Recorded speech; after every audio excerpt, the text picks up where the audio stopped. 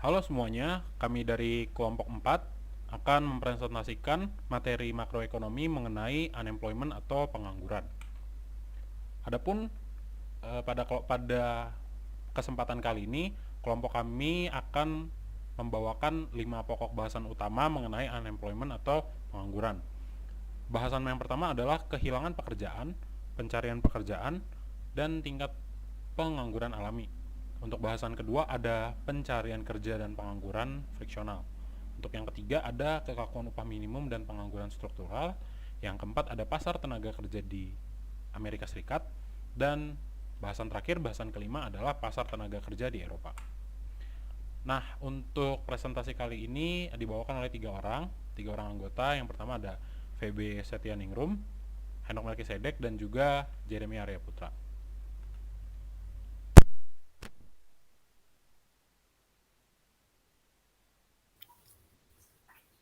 Baik, di materi yang pertama ada kehilangan pekerjaan, pencarian pekerjaan, dan tingkat pengangguran alami. Hubungan antara ketenaga kerjaan dan pengangguran di setiap periode semakin kecil dari pekerja kehilangan pekerjaan, dan sebagian kecil dari penganggur mendapat pekerjaan. Tingkat pemutusan hubungan kerja dan perolehan pekerjaan menentukan tingkat pengangguran. Nah, berdasarkan grafik di atas, kondisi bergantung pada tingkat pemutusan hubungan kerja yang dilambangkan dengan huruf S dan perolehan pekerjaan yang dilambangkan dengan huruf F. Semakin tinggi tingkat pemutusan kerja, semakin tinggi tingkat pengangguran. Semakin tinggi tingkat penemuan pekerjaan, semakin rendah tingkat pengangguran.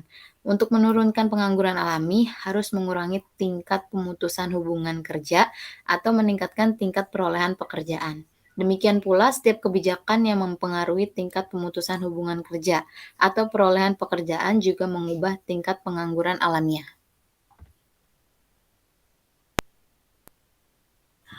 Sekarang kita teman-teman masuk ke bagian kedua, yaitu pencarian kerja dan pengangguran friksional. Oke, pencarian kerja dan pengangguran friksional. Nah, pengangguran friksional ini merupakan kayak salah satu alasan kenapa pengangguran dibutuhkan kayak waktu dan pencocokan pekerjaan sesuai posisi yang dia inginkan gitu. Makanya sifat pengangguran friksional ini lebih ke jangka waktu yang lebih pendek karena ya pengen sesuai passionnya dan juga waktunya belum pas aja gitu. Nah, boleh dilanjut? Nah, rata-rata penyebab pengangguran friksional itu terbagi menjadi dua. Yang pertama, ketika jenis barang yang diminta oleh perusahaan atau rumah tangga itu bervariasi dari waktu ke waktu, sehingga itu akan bergeser gitu. Demikian pula permintaan akan tenaga kerja yang memproduksi barang tersebut. Selain itu juga, terlepas pemutusan hubungan kerja, akan membutuhkan waktu juga nih dalam mencari upaya pekerjaan baru gitu. Nah, selama penawaran dan permintaan tenaga kerja itu berubah-berubah, pengangguran friksional tentunya pasti akan selalu ada dan nggak bisa dihindari. Berikutnya kita masuk ke bahasan ketiga, yaitu kekakuan upah minimum dan pengangguran struktural. Pengangguran kekakuan pengangguran ke itu disebut juga dengan real wage rigidity atau kekakuan upah, merupakan kejadian di mana wage atau upah gagal menyesuaikan posisi pada labor sama dengan labor demand, labor supply sama dengan labor demand yang baru. Nah, kalau untuk arti dari structural unemployment itu sendiri, atau itu adalah pengangguran struktural adalah pengangguran yang disebabkan oleh wage rigidity dan penjatahan pekerjaan itu tidak tersedianya lapangan pekerjaan. Nah, untuk kekakuan upah minimum itu merupakan kejadian di mana wage atau upah itu gagal menyesuaikan pada labor supply dan labor demand yang baru. Nah, upah minimum ini kalau di Indonesia disebut juga adalah UMR atau upah minimum regional. Yang kedua adalah serikat kerja. Sama halnya dengan upah minimum, serikat pekerja atau serikat buruh itu juga merupakan penyebab kekakuan upah. Serikat kerja pada umumnya meminta gaji minimum dan menyebabkan perusahaan membatasi kuota kerja. Jadi kita tahu kalau misalnya serikat buruh ini itu meminta, oh gaji buruh itu tahun ini harus 3 juta, nggak mau lagi 2,5 juta. Nah, ketika kita lihat ada kenaikan sebesar 500.000, itu perusahaan akan menyesuaikan. Cara menyesuaikannya yang paling sederhana adalah ya udah di PHK, akan ada beberapa karyawan yang di PHK supaya gaji pekerja yang ada di perusahaan itu tuh bisa naik jadi 3 juta yang sebelumnya dinaikkan dari 500.000 dari 2,5 juta. Nah, berikutnya kita akan masuk ke pasar tenaga kerja di Amerika Serikat. Nah, yang pertama kita masuk dulu ke durasi pengangguran. Nah, berdasarkan waktunya, pengangguran itu dibagi jadi dua. Seperti yang tadi dijelaskan, yang friksional itu disebut short term, dan yang long term itu kita sebut struktural. Nah, pengangguran jangka pendek itu disebut juga tadi friksional, sedangkan pengangguran jangka panjang disebut pengangguran struktural. Nah, kebijakan pemerintah terkait pengangguran harus disesuaikan dengan kondisi yang terjadi.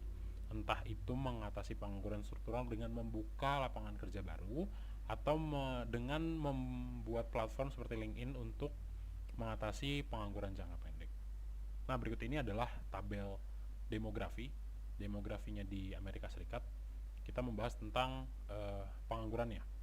Nah, di situ ada beberapa poin. Yang pertama itu usia muda masih labil dalam memutuskan karir jangka panjang.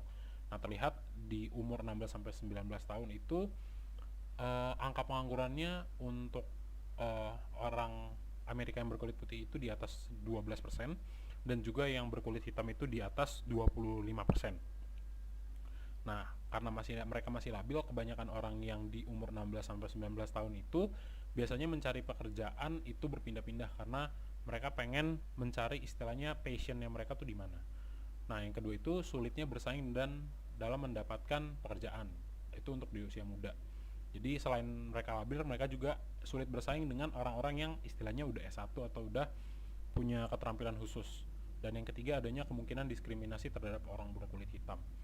Nah, dengan adanya diskriminasi ini kita bisa melihat bahwa orang yang berkulit hitam itu tingkat penganggurannya bahkan hampir 2 kali lipat dari orang yang berkulit putih. Itu walaupun dia umur 16-19 tahun itu tetap tinggi, bahkan yang sudah sampai yang profesional atau di umur di atas 20 tahun itu juga tetap tinggi angka penganggurannya. Dan berikutnya kita akan bahas tentang tren dalam pengangguran di Amerika Serikat. Yang pertama kita lihat dari demografi. Untuk bonus demografinya Amerika itu disebut baby boomers, adalah orang yang kelahiran 1946 sampai 1964. Hal ini tuh baby boomers itu disebut adalah anak-anak yang lahir di setelah Perang Dunia Kedua, makanya itu ditulisnya 1946. Terus yang kedua ada sectoral shift atau kenaikan harga minyak oleh OPEC di 1970 sampai 1980. Nah, ini tuh ada embargo besar-besaran dari OPEC, dari Iran dan Irak sama Arab Saudi. Nah, ketika itu di 1970 sampai 1980 tuh pengangguran besar karena orang menganggap minyak itu terlalu mahal, sehingga banyak perusahaan minyak itu nggak bisa menggaji karyawannya. Jadi banyak sekali yang di PHK di masa ini. Terus yang ketiga ada juga karena produktivitas. Penurunan pertumbuhan produktivitas Amerika Serikat akibat inflasi dan perang Vietnam yang berkepanjangan dari 1957 sampai 1975. Nah, produktivitas itu juga mempengaruhi banyak atau tidaknya pengangguran. Nah, ketika di tahun 57 sampai 75 ini AS ini sedang melakukan perang Vietnam. Nah, ketika perang itu kan banyak sekali penduduk yang digunakan untuk sebagai militer dan dibawa perang. Nah, ini juga mengakibatkan produktivitas menurun karena ya itu tadi tenaga kerja kan berkurang, terus inflasinya juga tinggi karena fokus negara adalah untuk berperang. Selanjutnya di bagian 5 kita akan membahas pasar tenaga kerja Eropa. Oke, di sini ada grafik grafik tingkat peningkatan pengangguran di Eropa. Nah, ini grafik diambil dari 4 negara terbesar yang ada di Eropa. Nah, kita bisa lihat di grafik bahwa semakin majunya tahun itu kayak selalu ada peningkatan pengangguran dari 4 negara besar ini, dan sifatnya selalu substansial begitu. Kita bisa lihat dari contohnya dari negara Italia. Italia itu di tahun 1960 tingkat penganggurannya di kisaran 2,1%. Tapi ketika udah masuk di 2008, tingkat pengangguran di Italia bisa menyentuh sampai 6,1. Begitu juga negara-negara lainnya. Selalu ada peningkatan begitu di tahun yang mendatang. Oke, nah kira-kira apa sih penyebab peningkatan pengangguran di Eropa yang telah kami telisik dari kelompok kami? Ada 4 penyebab nih kenapa timbulnya peningkatan pengangguran di Eropa. Yang pertama, ada efeknya kejutan dari kebijakan lama dan baru. Maksudnya apa? Karena kebijakan lama yang diterapkan oleh beberapa negara di Eropa itu biasanya dia melakukan kebijakan yang memberikan asuransi kepada pengangguran begitu. Dan juga ada kebijakan baru yang dimana ada munculnya teknologi tapi kurang diregulasi sehingga itu menimbulkan banyak sekali pengurangan dengan tenaga kerja karena digantikan oleh teknologi. Oke, yang kedua, nah itu tadi ya seperti dijelaskan tadi, adanya penurunan permintaan didorongnya karena kemunculan teknologi ini. Karena teknologi muncul dan belum ada regulasi yang pas sehingga banyak sekali tenaga kerja yang tergantikan oleh teknologi. Terus ada pemberian asuransi insentif ketika menganggur. Nah, ini merupakan kayak salah satu kebijakan lama gitu. Memang terdengar baik, tapi itu bisa menimbulkan hal buruk untuk jangka panjang. Kenapa? Karena ketika ada pengangguran dan dia diberikan insentif asuransi begitu, karena itu akan membentuk pola mindset bagi individu yang pengangguran ini kayak berpikir, kita nggak kerja aja masih bisa dapat duit dan memenuhi kebutuhan dari pemerintah. Ngapain capek-capek bekerja? Nah, itu yang menyebabkan banyak sekali pengangguran di Eropa gitu. Dan selain itu juga di poin keempat, banyak banget nih negara yang mengizinkan pengangguran tuh ngumpulin duitnya dari asuransi insentif dalam jangka waktu lama. Nah, dengan udah diberi insentif asuransi, terus pemerintah juga mengizinkan untuk para pengangguran ini ngumpulin duit dan menerima duit terus-terusan dari pemerintah, asuransi insentifnya, yaitu menambah-nambah lagi individu yang pengangguran ini ya jadi pengen gak kerja aja, gak kerja dengan bisa mendapatkan duit, begitu. Nah, ini ada beberapa juga variasi pengangguran di Eropa.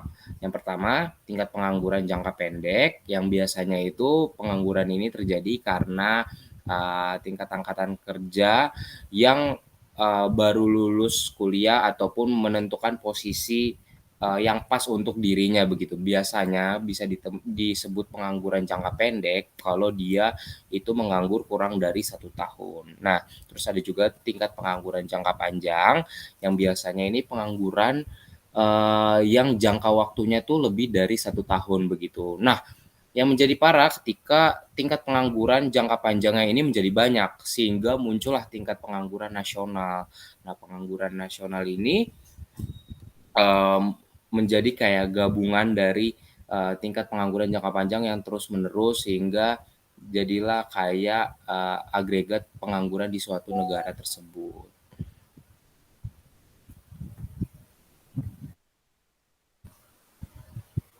Oke, itu aja mungkin presentasi dari kelompok 2 tentang pengangguran.